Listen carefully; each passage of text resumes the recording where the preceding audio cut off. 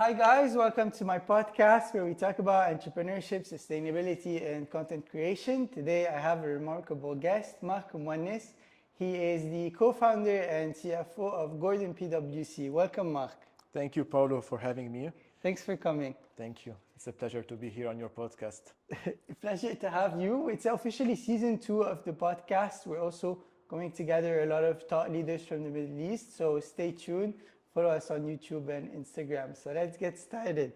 So, Marc, how did you get into the whiskey cask investment business, let's say? Great question. So I'll go a bit from my past and to tell you how I got involved into this business industry. So I have a background in finance. I studied in Lebanon. Then I went to France, did my bachelor there, finished my bachelor there, and my master's in finance there. And I used to work in the banking sector. So in IB, investment banking, here in France, in M&A, and this sector. And I was really curious about alternative investment. And I was doing some research, online about it, reading about it. And, in M&A, it's a stressful job. So there's a time where you say to yourself, I want to leave this industry. So I was checking online and I saw a company that do whiskey cask brokerage as an investment. So I applied to it and I said I'm Lebanese, who's going to care about me? So I got a response from these guys and I went to see the office to see them and I studied this product, saw this product, and I did take this challenge with these guys to be the first to sell this investment product in the Middle East. So I did begin here and did begin in Dubai also after being successful here. And I loved it. I was the first to sell such a product, such an alternative investment in the Middle East. People tells me it's an alcohol product, Yes. it's haram, it's not a Sharia compliance. So I took this challenge and it's just an investment. It's not for consumption, of course, and people are loving it. And how I was just structuring this investment product, the security, the way I was structuring it, it was like people were loving it. It's a long-term investment, diversification of the portfolio, the ROI and all of this. So I love this product and I love the industry, the people that are investing with me. So I did build portfolios and I took another challenge where I decided to open my own company and we're going to talk about it. That's amazing. So, but what would you say was the inspiration? Was it your team, your co-founders? Was it the business itself? I would say it's a combo of few things. So first of all, it's an investment vehicle, all right? So we're still in this industry, in the investment. So I liked this product. Secondly, I think, the team back then, seeing, because it's something new, you know, and I loved it and I loved this challenge. So the team pushed me, motivated me, and I got the full support to open in the Middle East and to try and sell in the Middle East this portfolio. So of course, the support of the team, and I think it's something in me, I just love this product. I was the first to do this. People were calling me, Marc, how can I invest with you? So all of this hype, I loved it, and that's what motivated me. You went on for it, and I think this is the best way to do business actually, which is test a little bit the market and see the traction and the feedback that you got. And you were getting very positive feedback, so I believe it pushed you further and further, despite the challenges in the Middle East. Absolutely. What makes investing in a whiskey cask a good investment? Good question. So today there's many advantage and benefits to invest in any premium spirits cask. We're going to talk about whiskey and we're going to talk about tequila casks investment. So for whiskey casks, and that's the main idea behind our company, for the company, it was whiskey cask today helps you to, first of all, diversify your portfolio. So with the correlation of the market risk and everything decrease, you're diversifying, you're lowering the risk of your portfolio, the better. Secondly, you're investing in a tangible asset. So you're hedging against inflation. With time, this asset is going to gain in value and you're going to sell it after 5, 10, 15 years. And thirdly, people today are doing an average ROI of 11 to 12% per annum. So also, and the fourth thing, there's a lot of tax advantages in these assets. Like, for example, for all UK residents, this investment is capital gains free tax because it's defined as a wasting asset. So these are the main advantages why people should look into diversifying your portfolio and investing in premium spirits casks like whiskey casks or tequila cask, which today at Gordon, in my company, we're the first to sell tequila premium 100% agave tequila casks for the investors and publicly.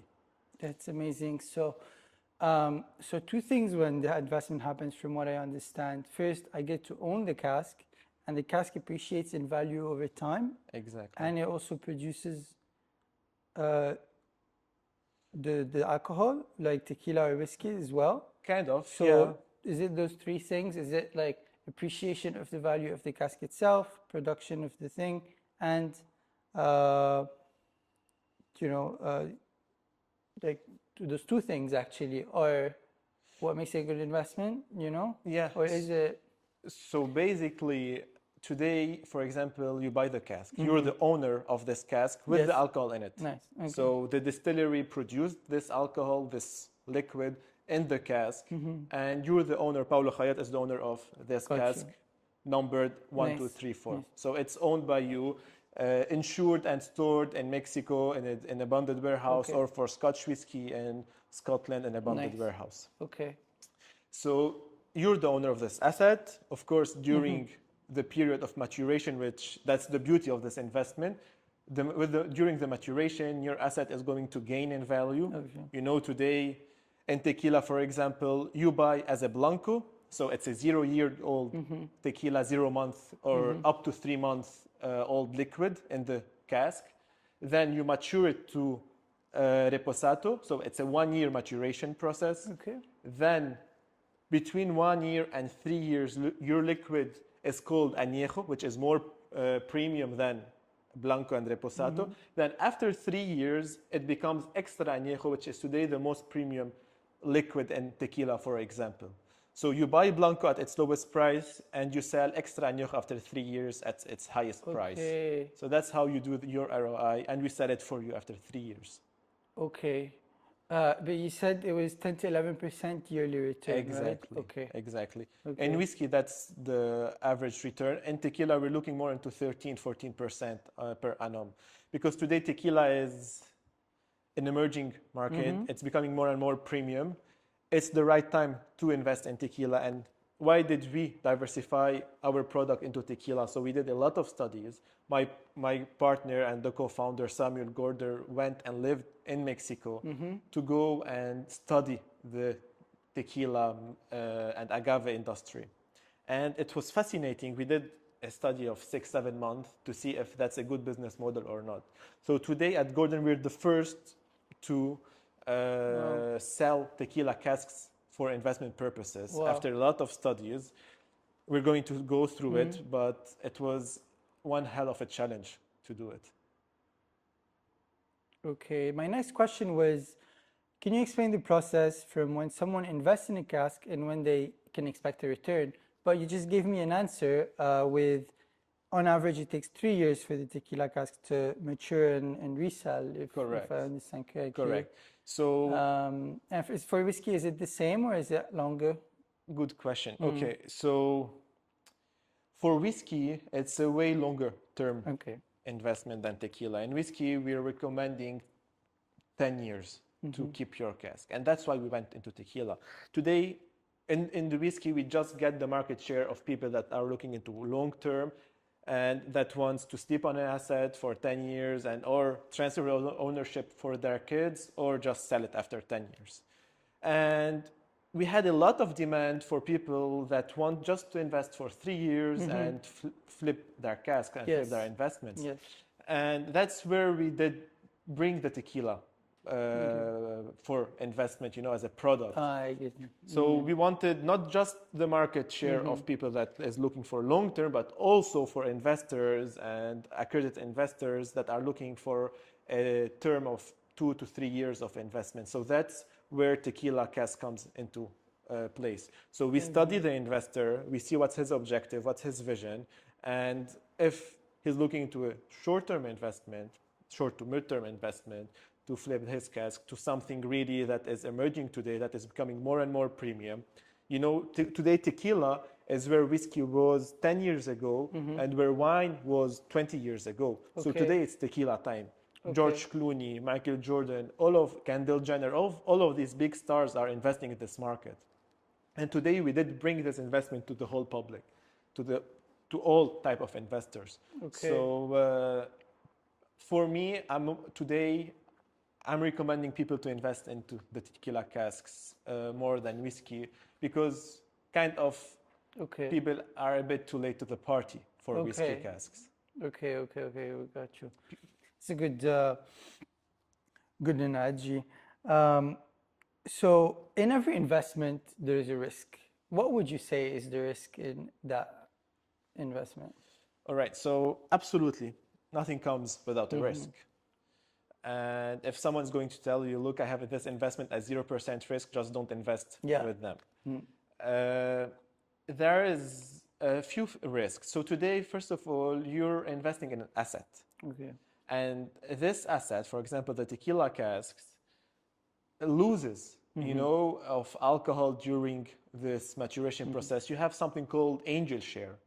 So every year, it's a normal thing. You cannot stop it, The cask is going to lose in volume in alcohol. So you lose around 5-6% of angel share. It depends on the cities, of how warm it is, the weather, and all of this. In whiskey, it's around 2%, 3%, and tequila, it's more about 6%. So you have this first, if you want, risk where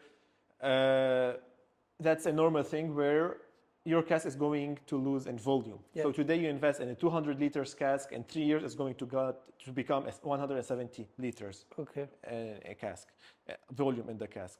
So there's the second thing where if anything happened, for the cask, but for this risk, that's the asset risk, all of our customers or all of our investors are insured. There's a premium insurance on this, which of course they pay for. There's a cost for it. But today, if there's leakage, if there is a natural disaster, let's say, anything that happens for your cask, you're insured against it. So there's of course in the contract a whole clause about this insurance thing. So for the assets, it's insurance. Assets risk, the answer for it is the insurance. There is the market risk here. That's the third type of risk. So you have the assets risk, which are the angel share, if anything happened to the cask. And the second type is the market risk. So today you're investing in an asset, And the beauty of this investment is supply is way lower than demand. So you have a shortage in supply, and that's why prices are increasing. So it's something really demanded, and supply for it is just not resolving this demand. And if for any case, which won't happen, but also that's the market risk, if today there's an oversupply for the demand, you won't see anymore this increase in prices. So supply is higher than demand. People are getting what they're needing. So no need to increase the prices. What advice would you give to someone who's looking to invest in a whiskey cask or a tequila cask for the first time? Good question. So there's many things to take into consideration, as you know, and as I said today, the investor is investing in a cask, a tangible asset that is stored in Mexico or in Scotland. So there's few things to take into consideration before investing. So first of all, he should be doing his own due diligence about this brokerage firm that he's working with. So after doing his due diligence. There's today everything is online, so that's simple. There's few legal documents that he need to make sure that this brokerage firm will give it to this investor, to this person. So first of all, he should get a confirmation of ownership from the bonded warehouse. That, for example, this casks number 1, 2, 3, owned by you, Mr. Paolo Khayat, is stored and insured at our bonded warehouse. You can come and visit it wherever you want. Okay. So that's really important, coming from the bonded warehouse and not from the broker itself. Secondly, there's also in Scotch whiskey something called delivery order, a DO, coming also from the warehouse. Okay. Also, that's another legal document that the client should be getting. So the client, a paper coming from the brokerage is not enough. That's really important to know in the market, because today when you type whiskey cask investment on Google, the first 2, 3 articles you're going to get are scams articles. So it's really important for any investor before investing to do his own due diligence, one, to make sure that he's getting the legal document requested from the bonded warehouse and not from the broker itself, and a delivery order in case it's a Scotch whiskey. Absolutely. And if they just go to gordonpwc.com, Absolutely. they don't have any problems, Absolutely. right? And we worked really hard to make sure that all these documents are given for the investor. So today, Gordon PWC is a global brand. You have offices in Dubai, you got an office in Miami as well, and a big presence in the UK for sure. But what were the challenges when you were just starting? All right. So I passed, and we passed as a team, as a company, by many, many challenges. So the first challenge, of course, is to take the risk and open your own business. You know, going from having a salary, having a monthly salary, to stopping to being in your comfort zone and going to out of your comfort zone. So that's the first challenge. And our first challenge in the company, as a company, was everything we had on a paper, on Excel sheets, to make it concrete. And to make it concrete, we had to raise capital. So we stayed around 6, 7, 8 months even to be able to raise the seed capital that we wanted. So we succeeded to raise this capital after this first challenge. The second challenge is, once we had this capital, to make it work and to show for these investors that believed in us that this is working, you know. So we passed by many challenges, speaking with suppliers, making sure that they can get us these legal documents. Some suppliers didn't accept, some suppliers made us more difficult on us. So we passed by many challenges here, but we made it also a successful journey till there. And we had a website, we had everything, a team, a sales guy, marketing guy. So we made it happen. The third challenge was to be the first and to think outside of the box and to sell tequila casks for investment. Yeah. So this product is publicly offered. It's been 2 months, but we stayed 6 months to make it happen. So my partner and the co-founder went and lived in Mexico to make it happen. Okay. I studied the industry, the market, the growth. I studied all the data, you know, to see that this investment makes sense for the distillery, for us as a brokerage firm, and for the investor, for him to buy this investment and to sell it and make profit around 13% per annum.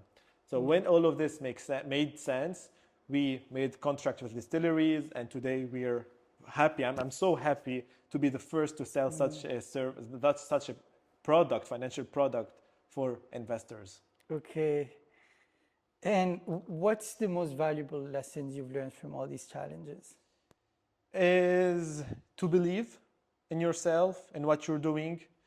You're going to pass by a lot of challenges. I think you're going to pass by more challenges than by good day in the first years, 2, 3, 4 years of your company. So you believe in yourself, keep pushing, keep doing it, and never say, I cannot do it. Never. You should never say it. You know, even if everything is dark in front of you, just say, no, there's a door to success and to solve this challenge. Every challenge you can solve. Has a solution. Wow. Yeah, it's definitely the perseverance and the resilience Absolutely. that gets you to where you are today. So, yeah, what advice would you give to someone who's just starting his business? You know, there is a personal advice that he needs to do a lot of sacrifices. There's few things that he's going to stop to do, like maybe seeing his close friends every weekend, going to party every weekend, finishing at 5 or 6 in the afternoon and going. So there's few things he's going to stop. He needs, first of all, to believe in his objective, in his vision, to put a target, to put a timeline for this target, and to follow it, you Okay. know. And mainly me as a co-founder and the CFO, you know, and finance, like I need to put this target to project, to make sure that these projections are respected. So he needs, yeah, to put a target, respect this target, and put Okay. his maximum.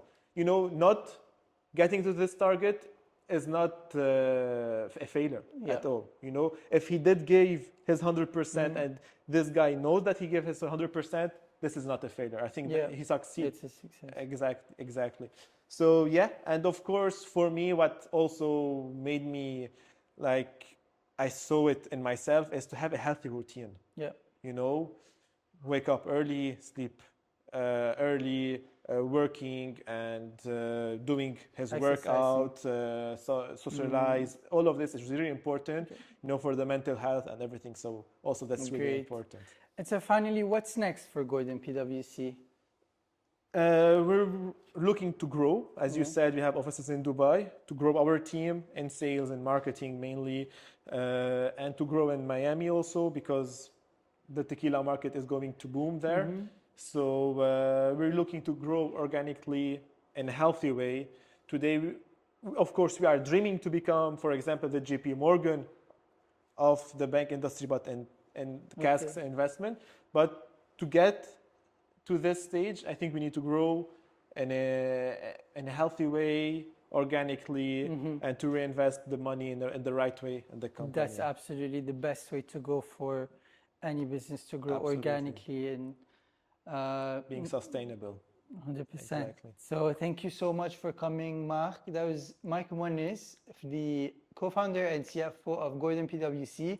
Visit gordonpwc.com if you're interested to invest in a cask, whether tequila or whiskey and other alcohols coming soon.